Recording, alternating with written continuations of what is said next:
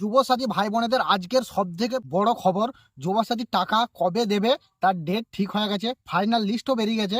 কারা কারা পাবে কারা কারা পাবে না এই ভিডিওর মধ্যে আমি বিস্তারিত জানাবো। তো ভিডিওটা যে যে দেখছো ভিডিওতে লাইক করো, আর চ্যানেলে যদি তুমি প্রথমবার এসে থাকো তাহলে চ্যানেলটাকে অবশ্যই সাবস্ক্রাইব করবে। তোমরা কিন্তু সাবস্ক্রাইব করছো না, আমি তোমাদেরকে জেনুইন খবর দিচ্ছি, তোমরা কিন্তু সাবস্ক্রাইব করছো না। আজকের খবরটা হবে তোমরা কবে টাকা পাবে, তারিখ ফাইনাল হয়ে গেছে যে তোমরা কবে টাকা পাবে। তোমরা কারা কারা পাবে না টাকা। যাদের লক্ষ্মীর ভান্ডার আছে তারা কিন্তু টাকা পাবে না, কারণ ওইদিকে 1500 টাকা পাচ্ছ, এদিকে আর 1500 টাকা পাবে না।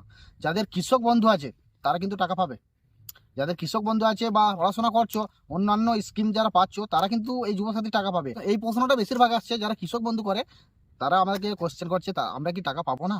আমাদের কৃষক বন্ধু আছে, তারা হয়তো ভাবছে এখনো টাকা আসেনি, তো হয়তো আমাদের কৃষক বন্ধুর জন্যই আসেনি, কিন্তু এটা না। কৃষক বন্ধু যাদের আছে তারা অবশ্যই টাকা পাবে।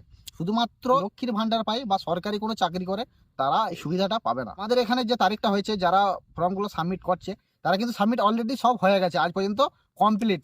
ওরা বললো কাল থেকে টাকা ছাড়বে, কাল থেকে বললো কিন্তু যে সব টাকা ছেড়ে দেবে।